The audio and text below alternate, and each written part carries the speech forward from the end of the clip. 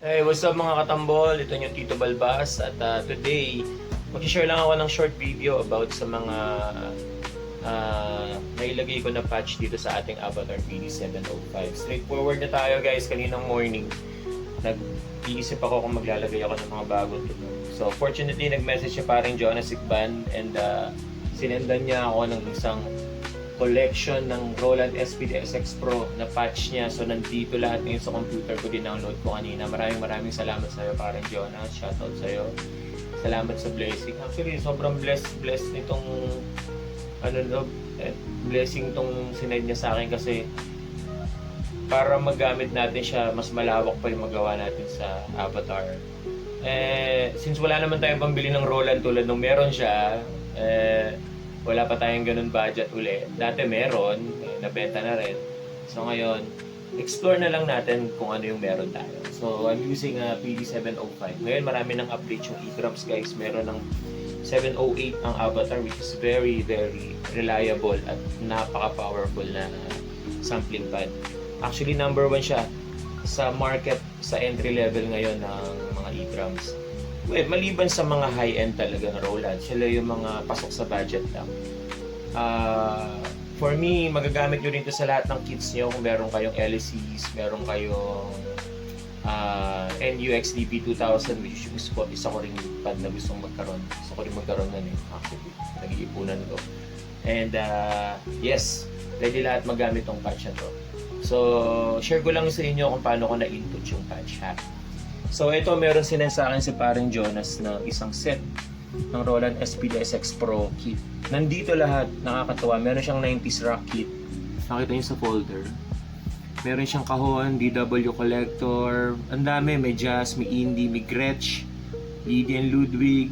Kompleto, merong Pearl, Tama, Yamaha R&B kit. Kompleto yung folders na yan.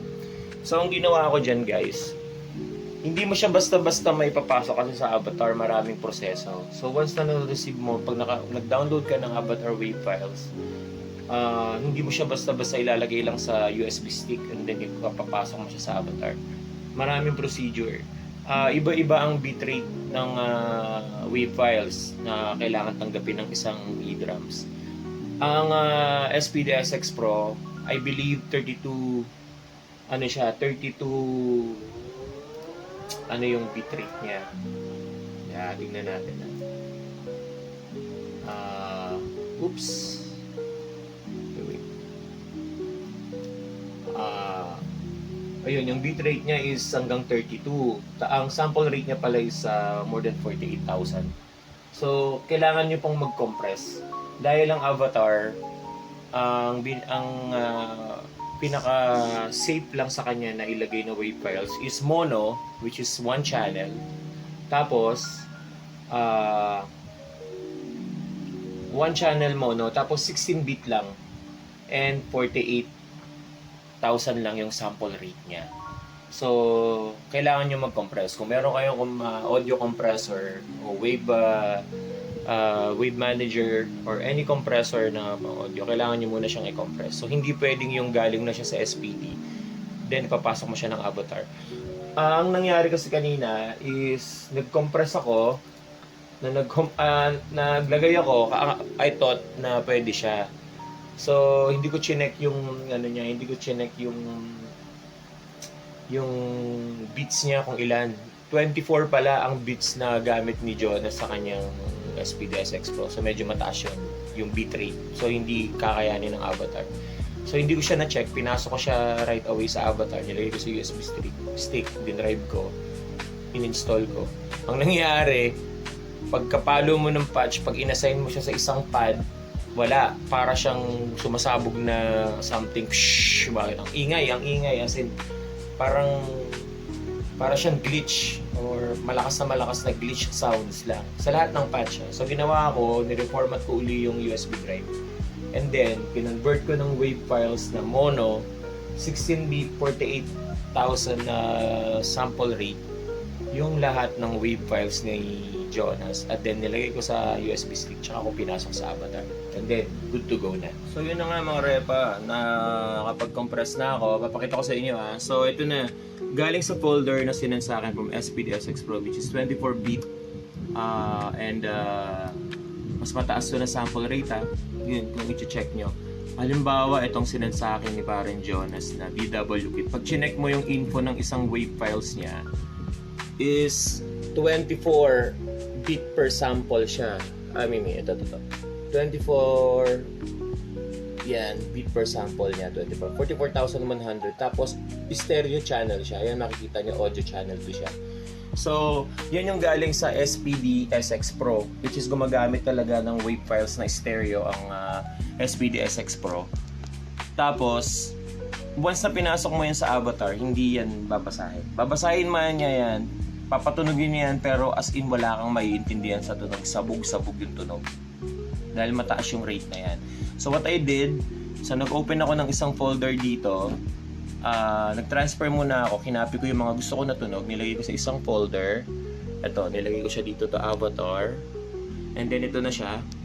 So, ginawa ko, kinompress ko siya using my iTunes. So, kung Apple user ka, pwede kang mag-compress ng wave files, 16-bit per sample. Tapos yung sample rate niya is 48,000.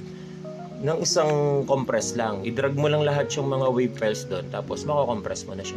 So, sample lang ko kayo guys. Ito na yung na-compress ko. So, ito na yung mga na-compress ko na galing sa SPDSX Pro. So, yan. Nag-open ako. Itong church clap. Ito, sample na natin. Nasaan na yung isa? This one. Ito. Yung clap. Yan. Marinig ko ba? Yan. Diba? So, yan. Kanina, naka 24-bit yan. Kinompress ko na yan ng info natin. Kinompress ko na siya using iTunes ng 16-bit per sample, tsaka 48,000, and naka-mono na siya. So, yun. Naka-mono na yan. And then, i-drag ko lang siya sa isang folder, lalagay ko siya sa memory stick. At from there, pasensya na ako yung dumi ng bed ko ha. Ito na, nandito na siya sa may USB drive ko na sinaksak. Ayan yung USB drive ko. Sinaksak ko dyan. And pagkasaksak nyo, pwede nyo na siyang magamit dito. So, for the tutorial ng paglalagay ng wave file sa Avatar, medyo madugo eh. Medyo marami kang uusisain at kakalkalin.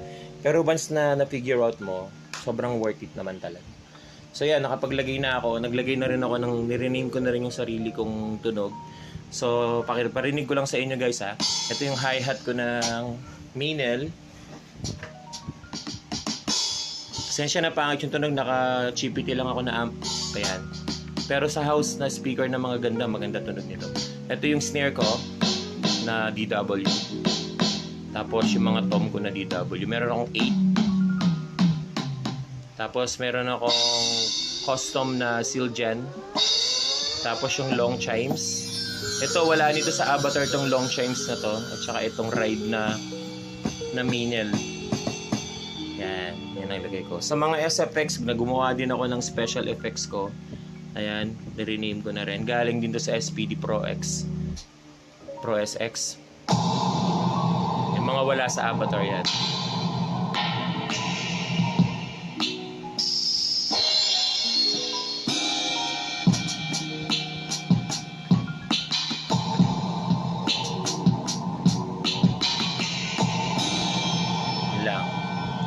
So yan, nalagay ko na siya.